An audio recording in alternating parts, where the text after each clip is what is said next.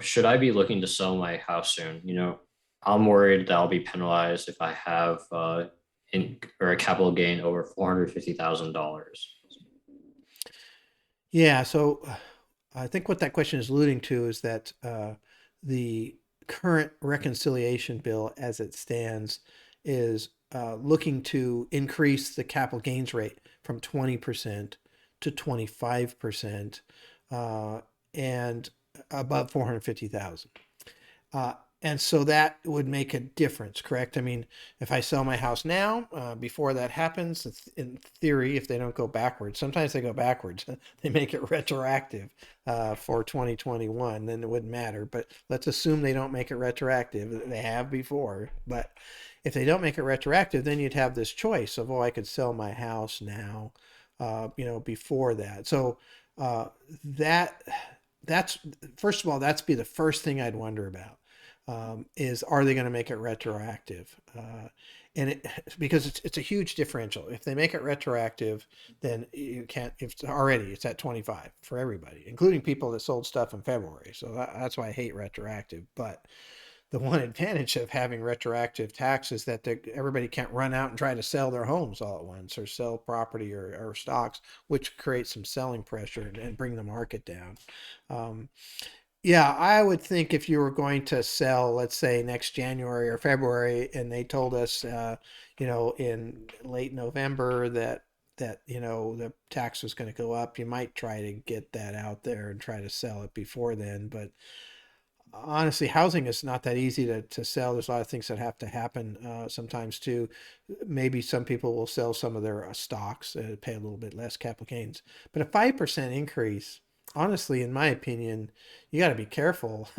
I mean, just selling, let's say you have some great stocks that you love and you're going to sell it just to pay 20 instead of 25. You have to wait 31 days to buy that great stock back, or you're going to buy something else. You could make less money pretty easy in that thing and lose the 5% that you might. I don't personally like the concept of taxation, making the reason for why you do things, and especially when it's only a 5% differential, which I don't think is enough to really be going out of your way for this. If you're in the right perfect scenario, think about it. But if you weren't planning on selling your house and then you would because of a 5% difference, you know, where are you going to go? Are you going to make as much money on that house as you've been making on your house? You could easily lose the 5% that you might be gaining, by selling early. And the other part of this is we have just funded the government till early December. That just means very, very likely that this reconciliation bill, if it does get passed in time to raise the debt ceiling, is probably going to be early December. But it's just the way it works. I mean, there needs to be a hard deadline for, hey, the government's going to run out of money if you don't figure out how to make this bill in order to get these things together. And so, how much time are we going to have? So, maybe within individual stocks or different things, there are some things that I would definitely do, but I would be looking at that as sort of more minor issues, that you're kind of working around instead of some huge decisions. A 5% is not enough difference, in my opinion, to really get aggressive in that area. You know, it's a it's a fascinating and honestly, um, we don't know what they're going to do, right? There's been all kinds of talk. Lots of things have changed.